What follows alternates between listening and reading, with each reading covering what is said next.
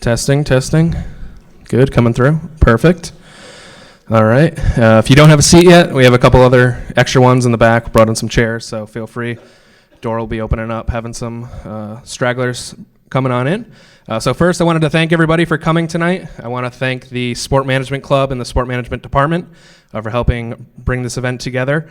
I want to give a shout out to the Career Development Center for helping us collaborate on this event, Steve Teal for playing a part in getting this event situated, and then Conference Services, Media Services, and the Quill. So again, thank you guys all for coming to this evening's event. For those who cannot make it, we're live streaming on YouTube, so if you want to watch it again, you can go home and check that out. Thank you guys again for coming. Our guest tonight currently works for the Boston Celtics as their managing director for CLTX Gaming, the Celtics' new franchise competing in the inaugural NBA 2K League. He has 2 decades of experience in sports and interactive entertainment, and prior to the Celtics, he spent more than 13 years at Electronic Arts, EA, in roles ranging from marketing director to producer, and focused on competitive gaming franchises that included NFL Street, NASCAR, Battlefield, and Need for Speed. Before joining EA, he spent time in product management at Hasbro Interactive, leading their marketing efforts in racing. Ladies and gentlemen, please welcome Jim Ferris.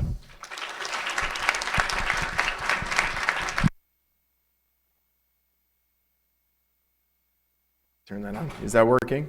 Yes. Okay, great. Well, thanks for the turnout. This is impressive. And I think he's pretty much covered everything, so I can just call it a day, I think. But I will actually start with giving a little bit of background about me. Oh, come on. Why is that not? Okay, wait, it's going to come in the next slide then. That's the one I was looking for. So I thought it was kind of time, appropriate with the Olympics going on right now. But if anyone knew me in my younger days, this would have been probably the first thing you would have thought of. I loved ski racing. That's what I grew up doing. I went to boarding school in Vermont, focused on alpine ski racing, and that was my life for a long time. And the reason I bring that up is there's a book published by an MIT professor that's really kind of a good job following the chronological order of eSports, going all the way back to 2003. And the funny thing that she kind of comes to in her choices throughout is that people who get involved in eSports are typically hyper-competitive. And it's funny because as my bio kind of outlined, I've been in gaming for a long time now, but when I got into gaming, eSports didn't exist. But competitive gaming was certainly a thing that was really a big draw for me as to how I got into gaming to begin with. So it's kind of funny because I think back now and when I was reading the book, I was like, well, if I was kind of coming into the world of gaming today, I might go more straight to eSports than into the publishing side of the business, which is what I originally did. So with that, I'm going to have kind of a reoccurring theme here today, and you'll hear me talk about it throughout the presentation, but I'm going to more often refer to it as competitive gaming than just eSports. Esports is kind of an interesting term. It's debated by a lot of people right now in how you spell it, in whether or not it's considered a sport, or and for me, it doesn't really matter whether or not it's considered a sport or not. It matters, is it entertaining? Does it have an audience that follows it? Can we build an audience from it? And ultimately, is it a great platform that can engage fandom and people around? So with that, I'm going to try and lighten it up a little bit and show a quick video rather than just look at my slides the whole time. But for me, this is kind of a great summary of competitive gaming. And there it is. Done. Boom. Over. There's nothing to say. Where you going, Steve? Hey, what's the score? I can't quite see. What was it again? What was it? He's in. Steve, right here. Steve, what do you make of the loss today? Well, first of all, absolutely no credit to the opposition. He was, and still is, a terrible player, and I feel like today's result has no bearing on his ability relative to me. But overall, I was just the victim of complete bullshit, really. I felt like FIFA didn't want me to win at certain stages of today's game. Steve, were you satisfied with the playing conditions today? Yeah, well, playing away from home is never comfortable. My end of the couch had a lot of glare on the TV, and I haven't played Xbox in about 5 months, and my B button was a bit stuck. There was a bit of resistance there, so it was always going to be an uphill battle playing away from home. Steve, how do you feel your team performed? Oh, well, miserably. What did you think? They were pathetic. I have such a great squad on paper, and they just didn't show up today. They didn't perform for me, and it's the last time I can see myself playing with Juventus ever again. Steve, early in the second half, you had a moment where it's believed you screamed that the referee was a racist. Yep. Is there any truth to that? Yeah, absolutely. The ref was a racist. It was blindingly obvious that he had something against my Italian-born players, and frankly, it's a disgrace. It's an absolute disgrace, and it played a major hand in the result. Were there any distractions that affected your result? Yeah, absolutely. You might have seen in the second half there I had a handful of Doritos, and he's kicked off before I had the chance to get the flavouring off my fingers. And his girlfriend crossed the screen while I was in this attacking position, and I don't want to read into it too much, but the timing was suspicious, to say the least. Steve, right here. Steve, do you take any responsibility at all for the loss? No, none whatsoever. Steve, where's it from here? Where's it from here? Well, we're about to play 7 or 8 more games right now, I think, so that's where I'm going. We done? Cool.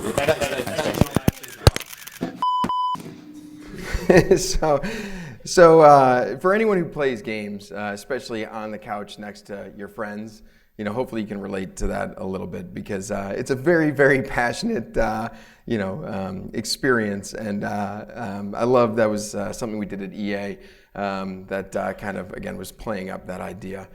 So this is how I start presentations to people I'm going to introduce to selling our product to, which of course is kind of a fun way to just be a little bit bold about it. But right now, eSports, as you will hear, is a very, very growing business. So, when we walk into meetings, as we look to potential partners, they've heard the term eSports, but one of the things we realize a lot is that there's a lot of education. People have heard the terms, but they're not quite sure exactly what it is or how to get involved. So we spend a lot of time educating. So the first part of today, I'm going to talk a little bit about some of that education that we do with some of our new partners. And then I'll talk a little bit more about what we're doing over at the Celtics and this new league that's being created by the NBA. So competitive gaming, as I mentioned before, this is not something new. Competitive gaming has been around since the inception of games. It's just been a part of the foundation of what it's all about. Just over the evolution of technology and culture, we find ourselves in a position today where people are actually willing to watch others play competitive gaming. In the old days, it used to be about just that 1-on-1 or 2-on-2 or 5-on-5. But it's pretty amazing to see that, again, this is not something new. This didn't just happen overnight. This has been an evolution, and it's just kind of come to this intersection with technology and culture as to where it is today. But looking at the games industry as a whole, so again, a lot of people have heard a lot about gaming over time, but it is massive. I don't probably have to say too much to this room because you all grew up with games in some way, shape, or form, whether it was mobile, whether it was console, whether it was PC. But for a lot of people, they don't realize how massive the gaming culture really is. So again, average time spent 7 hours per week with what is now, in the United States, $24.5 billion industry. So it has become a massive, massive business. And when we think about who are these gamers, again, a lot of the times I go into meetings where people think, oh, well, gamers are these little geeky kids hiding out in their basement and they don't have social skills, they don't have any of this stuff, and they couldn't be further off with that. I highlight, obviously, we've got, Mark Cuban is a pretty famous personality in the world of sport, and he's certainly gone headfirst into what's happening in the esports world. Olivia Munn, many people may know her as an actress today, but she got her start as a video game broadcaster when she got when things got started over at G4 TV. And then, of course, you have music personalities like Steve Aoki getting involved as well. But again, just important metrics to start showing people that it's not exactly what you think. The fact that 49% of gamers are female is probably a surprising element to a lot of people. But again, it's a massive, massive growing side of what's happening in the gaming industry right now. In addition to what's happening in gaming, it's kind of amazing culturally that gaming is having such a massive impact on media in general. So when you look at 4 of the top 5 YouTube personalities, they're all creating content around gaming. It could be playing games live and joking around about them. It might be creating parodies of games with characters and original content around it. But again, it's pretty fascinating to see this attention and how strong the numbers are around a lot of these players. But as we look to esports, I'm going to kind of move quickly over to the next slide, but it's a rapidly growing market. And the projections right now are that it could be a $1.1 billion business by 2019. So what are esports? Hopefully everyone kind of knows a little bit about this already, but I'll just kind of run through it just in case. 2 teams, one-on-one, or several people playing against several people, focused on one game, typically that has limited scope. So it's about a reasonable playing area with a number of mechanics that the players will learn and master and can use throughout that playable space. Online or LAN, there are 2 different ways to play, and people have vocal preferences about the different experiences, but a lot of what you're seeing in the way of the Overwatch League right now and some of the bigger esports taking place are happening in a LAN-based environment for a more controlled, balanced play experience. And ultimately, it's for money. It could be for prizing, it could be for cash, but ultimately, it's about taking something home a little bit more than pride in this new world of esports. So I just wanted to outline a little bit of kind of this ecosystem of esports because there are a number of different touch points where people can be involved. There is the publisher. That was my old world. You know, as video game makers, we were very much focused around how do we want to start thinking about creating, experiences or refining some of our experiences at EA. Obviously, you're going to start to hear a lot more around FIFA and what they're doing competitively in the esports world. They've actually created their own division, which is a competitive gaming division now focused around this universe and thinking about Battlefield and sports titles and how we continue to refine those experiences to be ideal for this space. We have professional teams now. So Splice, I'll talk a little bit more about them later on. They are about 3.5 years in. They're actually a partner of ours now at the Celtics. And they field professional gaming teams across a variety of titles. I'll make this kind of point, it's up front when I talk about Splice and competing in a number of different titles. There's a funny perception, which is people think that, oh, if you're into esports, you must like them all. And that's like saying, if you like sports, you like every sport there is. People have a very strong preference in many cases to the type of experiences that they follow and why they follow them. It used to be in many cases, it was because people were playing those games, they knew the nuances of those experiences and really appreciated watching the others kind of master what they could do in those environments. But you're finding more and more now that actually people are watching esports having never even played that game, which again is pretty fascinating evolution in what's happening. You have organizations like MLG. MLG is probably the organization that's been around the longest in the world of esports. I worked with MLG back when we were doing Battlefield Bad Company 2 in about 2007, 2008. So back then, there was definitely a formalized world around esports. It was just a lot smaller. The professionals were very, very good, and it wasn't really breaking out too far around that. And we'll talk a little bit more about why and where some of that's changed. But I will say that certainly Twitch that comes up in a couple is a major reason why. You have arenas. You can see now, a couple weeks ago, we had the E-League competing. The E-League major was in Boston at BU's arena, focused on a game, Counter-Strike Go, CSGO, and that place was packed. It was just amazing to see. League of Legends now is, filling in places like the Garden. So you can have these live events now that are bringing together just an incredible audience. And it's great to go and experience because you really feel the cultural connection amongst the fans when you're there. You get a really good sense of the commonalities and what really attracts these people to these players and to these experiences. Twitch, broadcast, live streaming, it's changed everything in gaming. And now, I grew up I went through an evolution of the gaming industry. My background was marketing originally, and I spent, of my almost 14 years at EA, I spent 10 of those years in marketing, and I spent the last 3 years in game development. But when we started marketing, it was always about the graphics weren't good enough, so we would do a lot in the sizzle, the hype. It was about CGI and creating these incredible films that really immerse people into the experience. For us, we really felt like, if you could sell the fantasy really, really well, then when the players went to go into the game, they still had that in the back of their mind. They would kind of make that connection to the movements and the imagery of this fantasy of players or experience that even if they didn't see that exactly in the game, it kind of carried over and helped them get really immersed into the experience.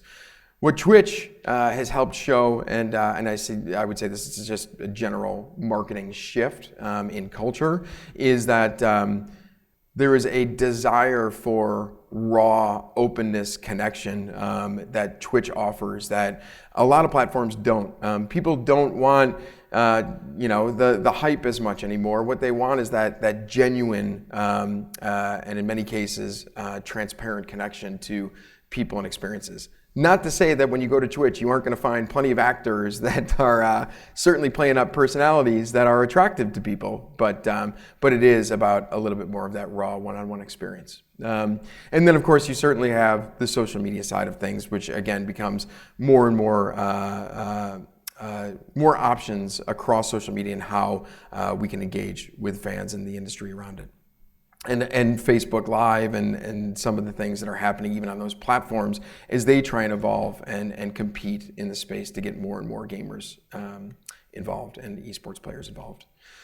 So gaming growth, again, these are just some really big numbers. Again, to just make the point that this is a huge business and esports continue to take over a big share of that. My favorite statistic on this slide is that last year, the prize for the biggest esports tournament, which was focused on a game called Dota 2, was over 2 times the size of the Masters. So if you think about that, for anyone who's a golf fan or pays attention to just general sports, it's a pretty amazing statistic. And what's even more amazing about it is a huge source of that prize pool comes from the fans. They are actually donating it because they want to see their players that they are so connected to rewarded for the hard work that they put in and really sacrificing their lives to be great and build this whole new world of esports. And it's growing across North America. So one of the things I was very lucky to experience was I spent the last 5 years living in London, where I was working for EA, and you can really get a strong cultural sense, in some cases because the countries are small and obviously the US is big, but when you go to places like Germany and France, you really get a strong undercurrent of how popular esports has become. And now it's really exciting to see that you're really starting to see that resonate across the United States as well. We're really starting to see a lot more top US players coming into the mix. Esports did really start in the Far East. South Korea is recognized as being probably the country that has helped esports grow the most. They really embraced it as a nation and got professional teams and really supported their culture and their players behind it, but now you're really starting to see top players across the globe, which is exciting.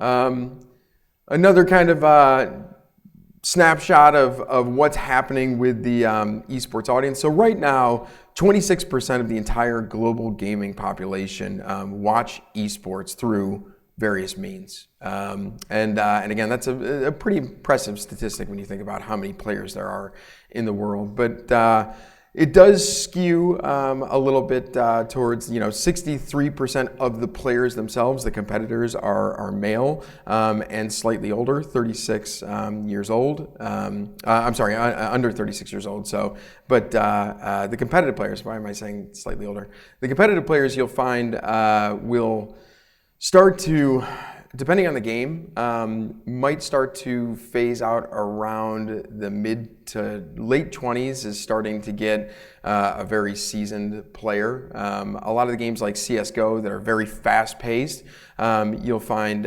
favor in some cases some of the younger audience. And there are age limitations depending on the different title as to how young you can be when you get into it. I'll talk a little bit about our league coming up, which is 18. But if you look to games like Rocket League, 16 is the age for when you can get in and become a pro. And there are some games that even start as young as 14. What's really interesting, and we'll talk a little bit more about teams and team structure, but in games like Rocket League, where you have players as young as 14 and potentially players as old as 28, 29, that becomes a really interesting chemistry challenge in some cases, because there is potentially a big disconnect between how people are approaching the game and in general just how they approach life, and so it's really interesting to see how you have to work within these environments across these pro players, because again, it can be very, very diverse. 4.6 hours watching internet videos. Again, these are just some of the numbers. 3.8 hours watching streaming content, but obviously a very tech-savvy audience, but still watching TV as well. And we do see that a good portion of them watch traditional sports as a means of one of the areas that they are interested in. So in the transition of kind of broader esports and talking a little bit more about how that translates over to some of the stuff we're doing, NBA 2K is an incredible simulation of basketball. I come into it unbiased because I was an EA guy for a long time, but 2K did a beautiful job with what they've done with basketball. EA honestly messed it up. 2K took it over, and it is now one of the best-selling sports simulations in the world. 9 million units sold, so a very, very healthy pool of players. Again, another benefit I had from living overseas was that basketball is continuing to gain momentum overseas as well. Culturally, you're just seeing lots of jerseys represented as you go to places like Barcelona, some of the big European cities. You're really seeing basketball making a significant impact, which I'm excited about as we think about the growth of our world of the 2K League, because I think there's just massive, massive growth opportunities for the sport. But the other thing that I want to say here is that's very important is this is the first time a professional sports organization has embraced esports and is going to bring it into prime time. So 17 of the 30 NBA teams will be fielding a team this year in the inaugural season. I'll get into some of the details around it, but esports to date has grown very organically. It's been about, CSGO is a good example. CSGO was a mod to another game. CSGO, for everyone probably knows mods, but Half-Life was the game. People created Counter-Strike from Half-Life, which was users going in, getting into the code, and basically creating their own experience from it. That actually became the esports platform. So the esports platform was developed by users, not by a publisher. And through that, people got very, very competitive with it, and CSGO now is, again, one of these major esports platforms people are competing on. And that took a long time to get to where it is right now. With the NBA 2K League, we have an organization that is built around creating rules and guidelines and a structure that makes for balanced play experience. They are conditioned in how to bring that to market, how to broadcast that, and how to bring fans into the mix. And we have teams all investing at a very, very healthy level to say, we're in this together and we want to make this great. So that's a very, very exciting shift because, again, it's not about this, let's just build it over multiple years, but the chance now is to say, let's really go after this, let's make it great from the start, and let's really get off on the right foot. So this is a huge cultural shift in the world of competitive gaming right now as we see this taking place. There are some competitive leagues. EA, as I mentioned, is focused around a competitive gaming unit. They are working with FIFA. FIFA is interesting because EA made FIFA. FIFA as a organization wasn't really much of anything. What EA needed back in the day was they needed some type of unifying body that they could go out and license teams from all over the world and bring them under one umbrella. So ultimately, EA kind of made FIFA the brand it is today because there was no kind of one unifying body at the time. They felt FIFA was probably the closest and EA helped build it. The challenge they have with that right now is because there are so many groups within that structure that have their own interests in mind and everything else, it's really hard to organize this one global approach. Another challenge they have as well is FIFA is now, at least currently, played competitively 1v1.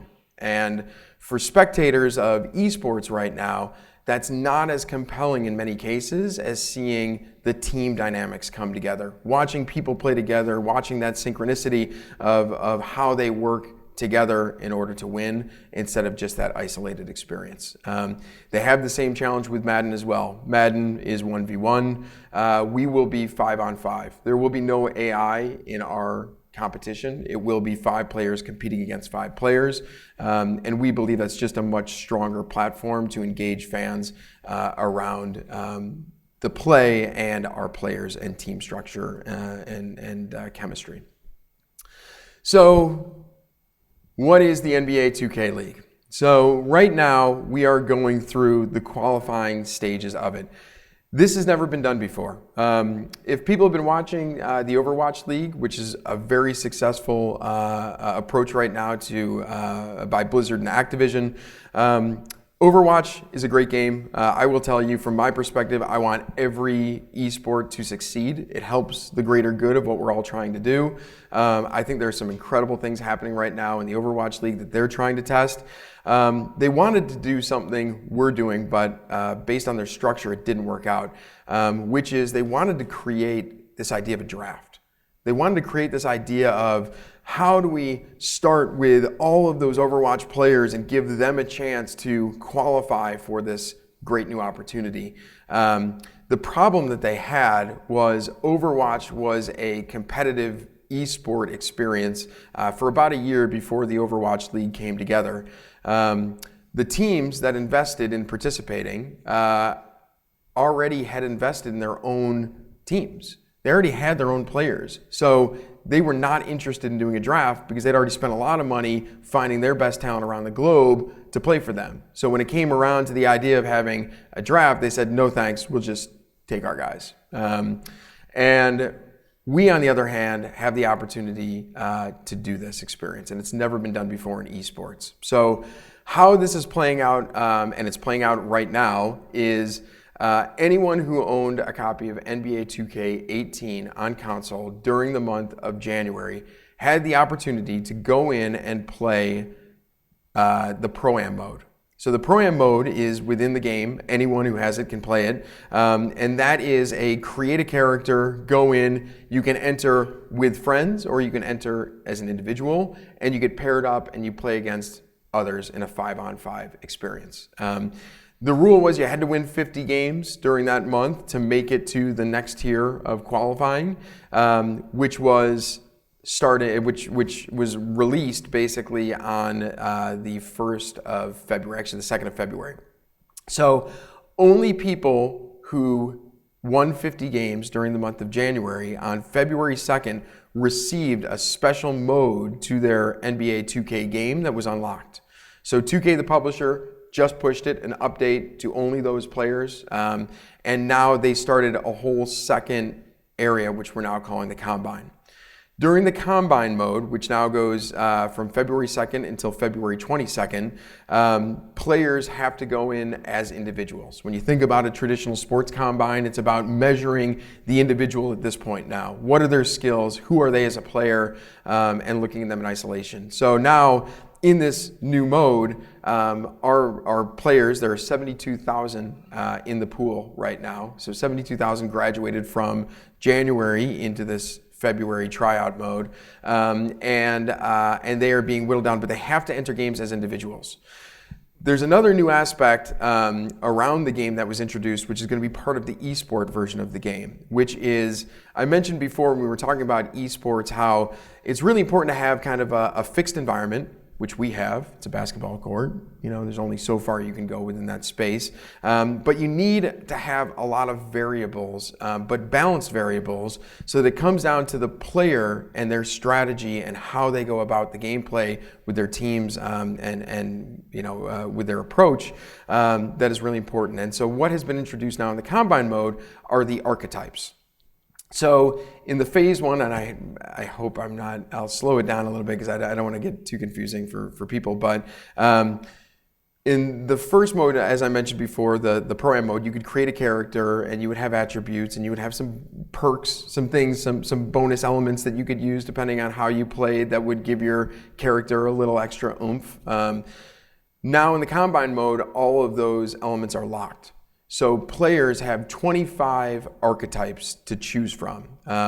There are 5 positions, as in traditional basketball, and each position has 5 different archetypes. So you could be a point guard, but you might want to choose an archetype that is more of a defensive type player versus, you know, maybe a more aggressive type player. So they've really looked at trying to balance out a lot of these elements, but the rule for the Combine is every player has to play 40 games as one position.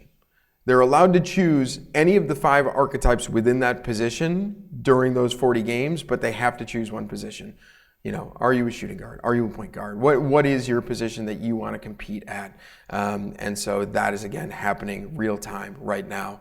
All of the Combine games are being recorded. All of the stats from them are being collected on the back end through telemetry hooks that the publisher puts in. And then once that 72,000 people gets whittled down to the draft class, which will be slightly over 102, we will then be digging through all of that detailed data as we start scouting our players. We are doing some scouting, to be honest, right now. Looking at some top players, but 72,000 people is a lot of people to be looking at. So, you know, we are kind of letting that whittle down, but there are. It's a really interesting experiment that's happening right now with this, which is 2K has had competitive players competing with the game before. There are some known people out there that have been investing time over several years to be really good at this game. Separately, we are now seeing there is an entire new player pool that have never competed before in 2K that are standing out, that are really, really strong players. And it's going to be really interesting as we start digging into their backgrounds, as we start interviewing them and start getting ready for who it is we want to play for the Celtics, were they playing other esports and they just made the transition over because the opportunity? Were they just never really interested in competitive gaming before, so they didn't see an opportunity for it, but now they do? But it's going to be really fascinating to see what that mix of seasoned players versus completely new players is going to be like as we get to this narrowed down group. So we'll have the draft taking place. It's going to be, I have to be careful of the dates because the NBA has not announced this yet, but it's going to be in the late March, early April timeframe. And at that draft, we will be picking 6 players who will come to market and play for Celtics Gaming. So I have the luxury of having multiple hats in my job. So my work, I oversee the business side of what we do as well as the competition. So, one of the things I had to work out, and these are just interesting challenges that I've had to solve. For the Celtics, we don't own the Garden. We share that space with the Bruins, and that is owned by Delaware North Corporation. So when it came to finding a training facility for my team, I couldn't just go over to the Garden. I had to find a new space. Some other teams are not having that challenge. They can just go straight to the space they already have. But again, come shortly after the draft, again, I have to be careful about mentioning dates because it's not public yet, but we will be bringing our team to market in about the mid-April timeframe, and they will be with us all the way through August. So we will have 6 months that will be focused around a preseason and season play. So, as I mentioned before, we're going to have 6 players that we will be drafting, and each of them will be focused around playing a role and having archetypes. We will be looking at our competition before all of our season games. It might be that we have 5 starting players and they are our players, and if some person has an issue and we need to swap them out, we have a 6th already at hand playing. Or we might realize that we want a 6th player to come in depending on the competition we're going up against. We might find that we have stronger players against certain teams or certain competitors that switching it up is going to be an important play. So we are kind of doing our analysis around who those players are.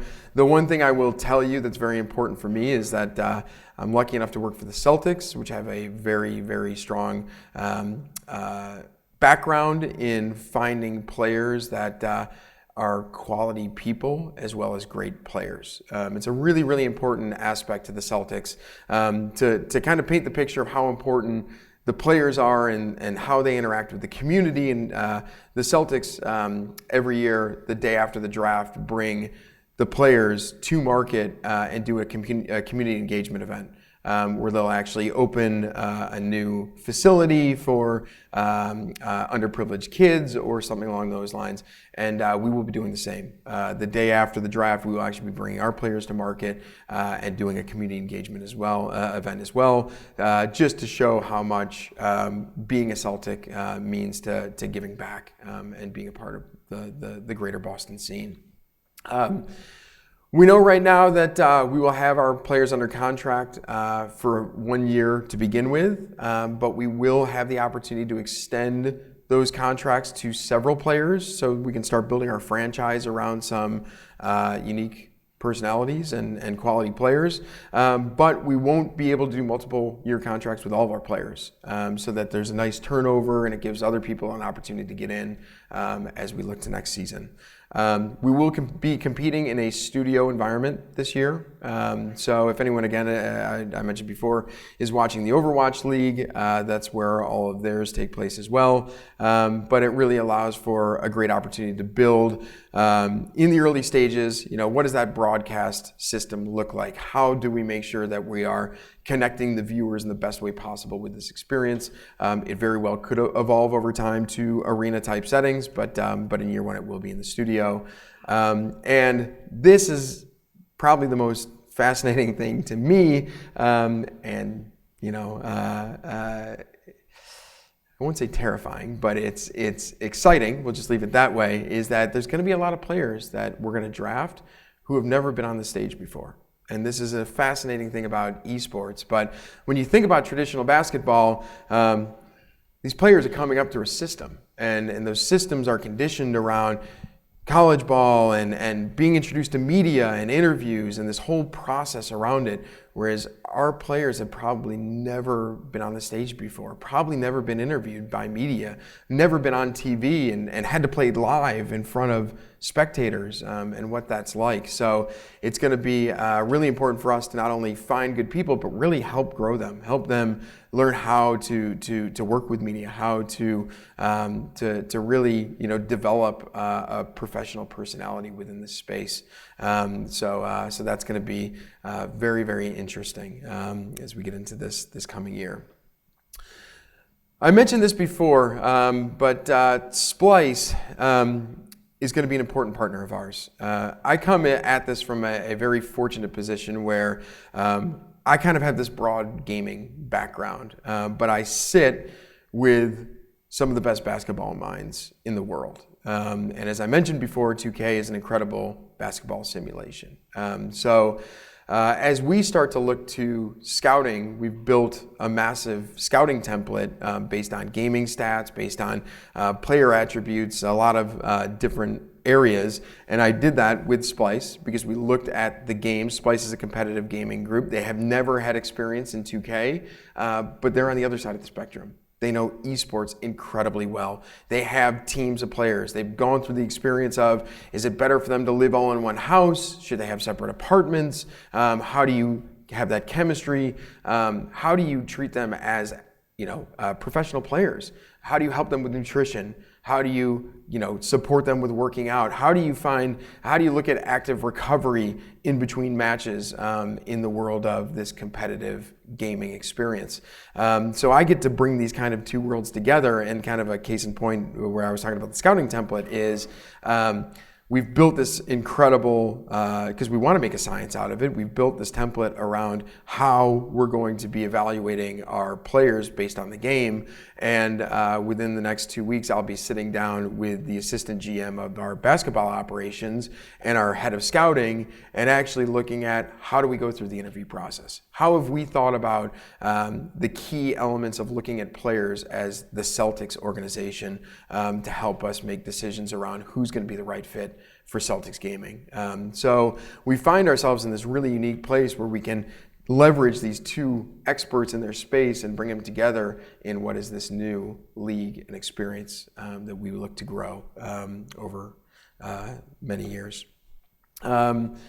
So I mentioned this before, but this is kind of the structure. I'm not committing to this. This is not official. The league has not gone out with this. So again, I'm sharing a bit more here than I normally would, but this is what the structure very much could look like for our season. But our players come to market in April. We have about a month with them for preseason, get them working together, playing together well. And then we, starting in May, go into a series of both home and away games, as well as these kind of pivotal tournaments throughout that will be in addition to the regular season play.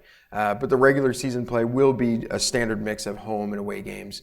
But again, we'll have a couple key tournaments just for fun throughout. And again, that's part of, as you think about esports and development, this is kind of combining the world of traditional basketball and how we would go about structuring a season, as well as thinking about how do esports fans like to watch these experiences, and tournaments are certainly a really interesting element to work into that. So we're trying to look to do both very well.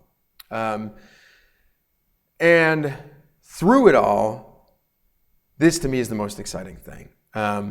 It's the content.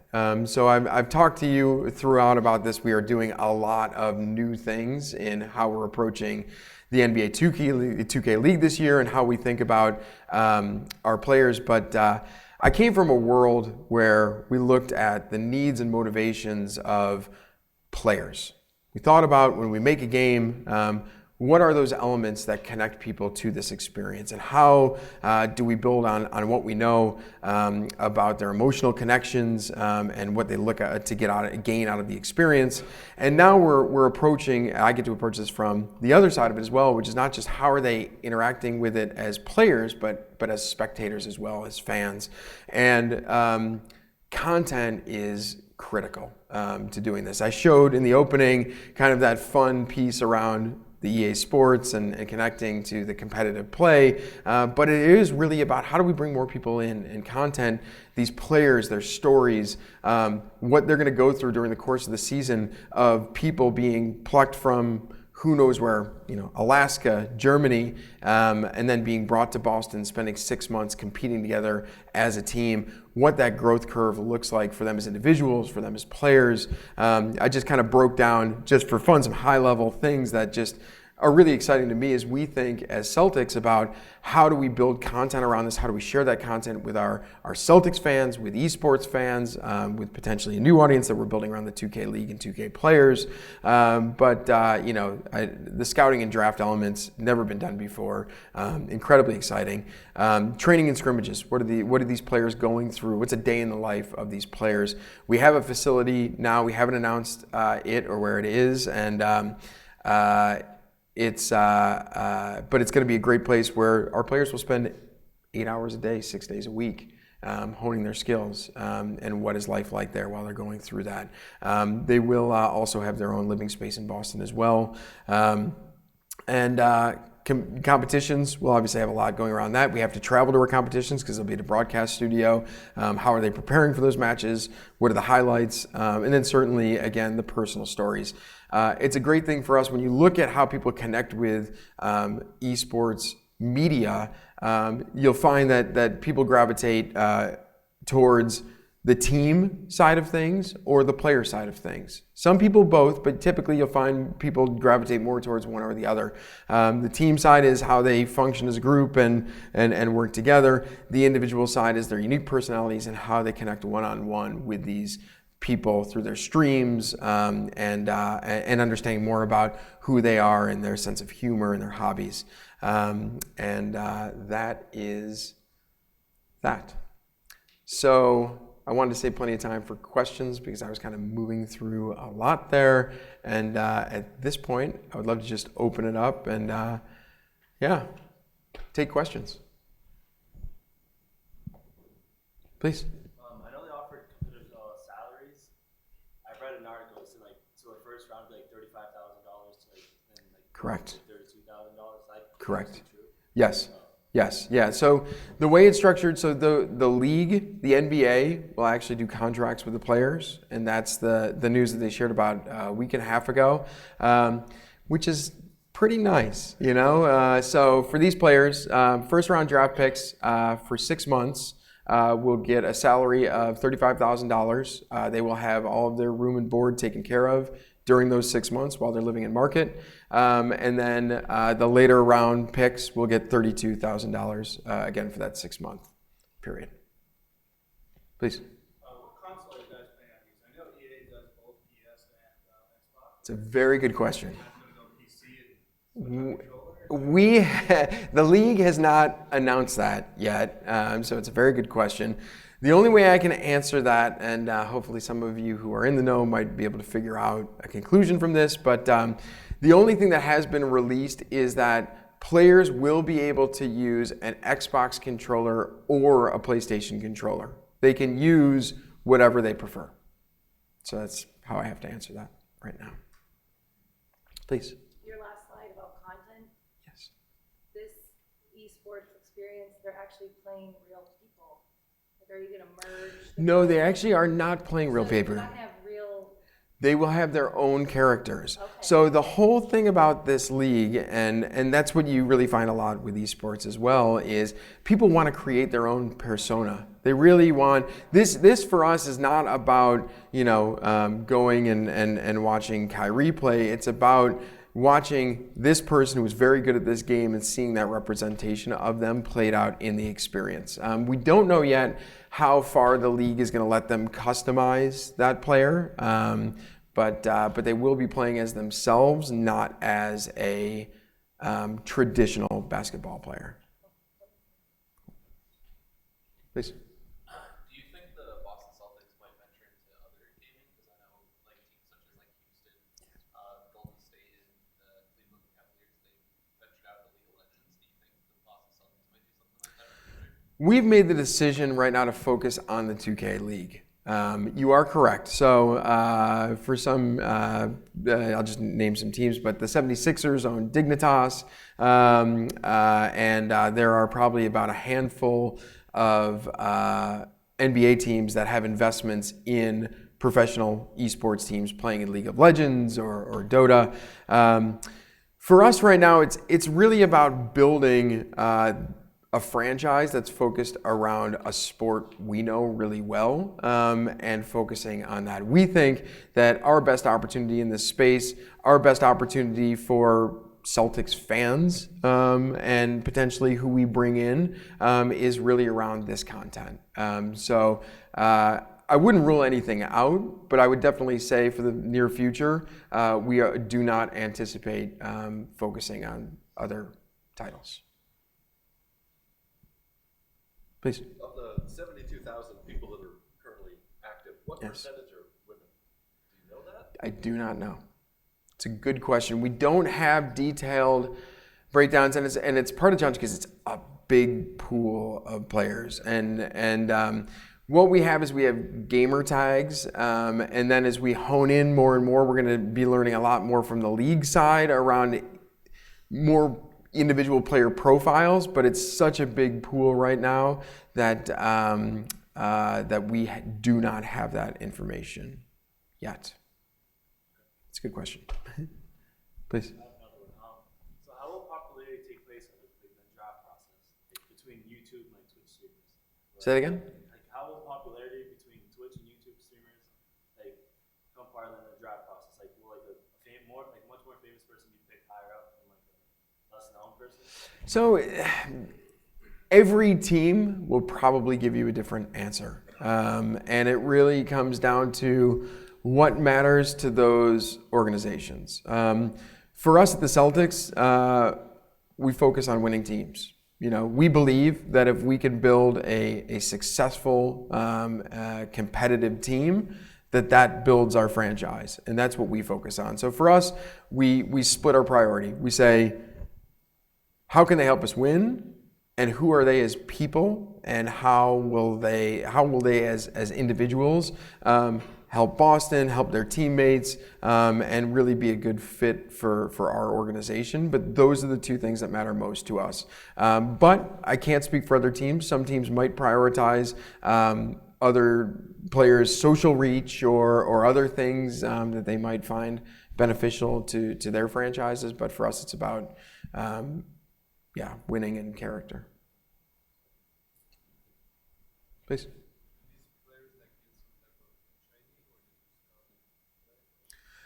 There is training, yes. So we've built this, we're building this training facility. It's not open yet. But yes, we look at, we leverage the nutrition side of the Celtics organization. We have a chef that works for our players and our team. We consult with them very closely around guiding the players and helping them.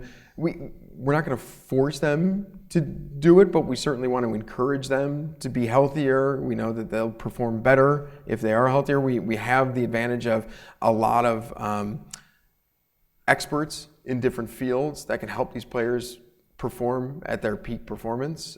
So looking at physical exercise, nutrition, recovery. I mentioned before, one of the things we're testing right now is Normatec, is a recovery device used by players after competitions. You can use it on your arm, you can use it, we're looking at wrists, believe it or not, right now. Some people might find that funny, but it's actually true. We're looking at playing a lot of competition when you're playing 8 hours a day. But again, what are ways that we can make the players more comfortable or help them get back up to 100% before they compete again? We're actually even looking at their leg devices because the players sit a lot of the time. We are actually moving into sit-stand desks for the players so that they have the opportunity to stand, but honestly, most are going to favor sitting because that's just what they're used to. But again, we'll try and encourage them to do more in that space. And then we're also looking at things like mindfulness, things where we can just help the players concentrate from a mental perspective and improve their focus. So those are a couple areas I would highlight that we're looking at. Yeah, please. Are the teams going to be co-ed or are they just male team and just female team? They would be co-ed if that's assuming that we have males and females in the draft pool. We don't know who the draft pool is yet, but they would be co-ed. If that plays out that way. Yes. As you know, there's tons and tons of different tables out there. Do you think that every video game would have the potential of becoming an esport? And just sort of how would you go about finding the next big esport? If I knew that answer, I would make a lot of money. It's something we studied very closely at EA. Every game cannot become an esport. That I will start with. But it depends on the experience and who you're making the game for as a game designer and what you set out to do. So right now I would use an example of a game that couldn't become an esport in the most obvious sense would probably be a game like Uncharted. I mean, these are games that are very linear, very focused on single player experience. They do have multiplayer components, but honestly, I personally think they're more of an add-on because a lot of the people going into that, when you think about the player needs and motivations, they're buying that game because it's really about that story, that immersive experience that they're going to play through. When it comes to the world of esports and what are games that can become successful esports, I think a great example is Rocket League. If anyone plays Rocket League, that's an incredible game. But it starts with some of the core fundamentals of what makes for a really fun esport experience, or even just a fun competitive gaming experience.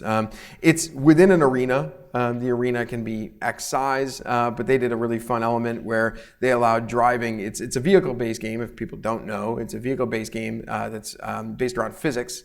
So there's a ball, and that ball can be used to play vehicle-based soccer or vehicle-based basketball. There are different modes within it, but it's all physics-based, and that's a great aspect for esports because, again, as competitive players, if it's based around physics, you as a user understand the elements. You understand more or less how that ball is going to bounce, where it's going to go. The parameters around it are fixed to a certain extent, and that allows people to be able to master that experience and be very competitive at it. And then another great thing that Rocket League did was they obviously have scale, so you can have 1v1, 2v2, 3v3. I would tell you I find it very chaotic when you get more than 4 or 5 people on a side in there competing. But that was a game that came from a very small developer that was just really focused around one unique experience, and that unique experience was competitive gaming. And I think that's the root of it, and that's kind of the root that you heard me talking about today with esports, which is you have to want a foundation that's all focused around competition. And if you've got that to start with, you can either scale down your scope to get to a tighter space with these limited variables that become balanced, and that's what they did with CSGO, and they took Half-Life, which is a big game, and then they scaled it down to a very unique experience that was only around the gunplay and knives, but again, very very kind of fixed elements that all sit within that, and again, it just allows you.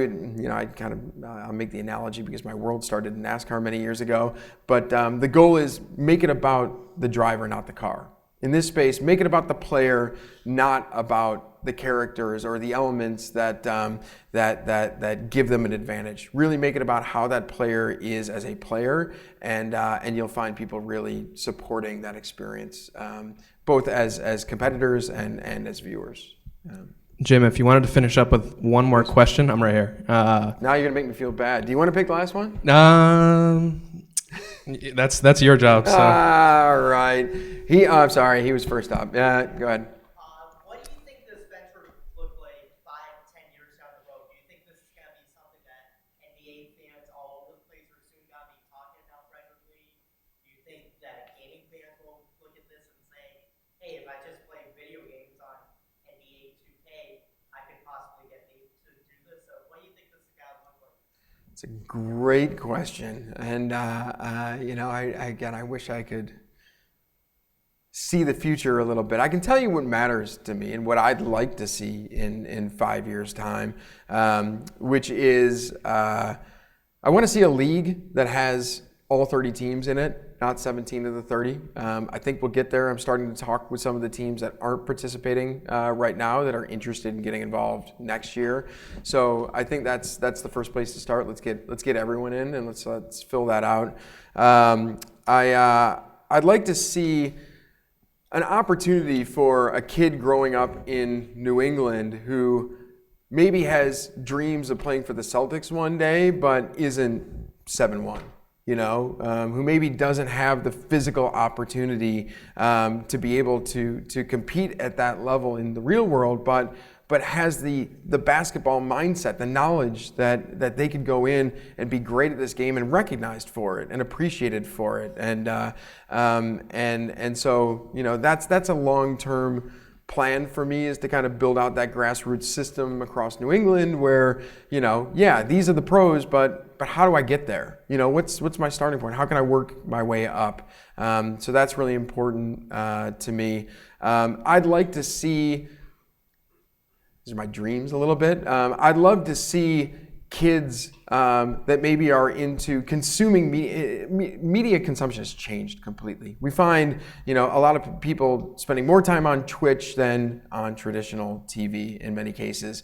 I'd love it if a kid came into this world, our world, the Celtics world, by watching this experience, and they fell in love with basketball. You know, I got to tell you, I wasn't a hockey fan when I was a kid, but I played NHL 95 in college constantly, and I learned every NHL player, and I learned that sport because of the game. And I would love it if we were maybe introducing basketball in this world to a younger audience and bringing them in, and maybe one day they're buying tickets to go and see the traditional Celtics play at the arena. And this is just a new way of bringing them into our universe.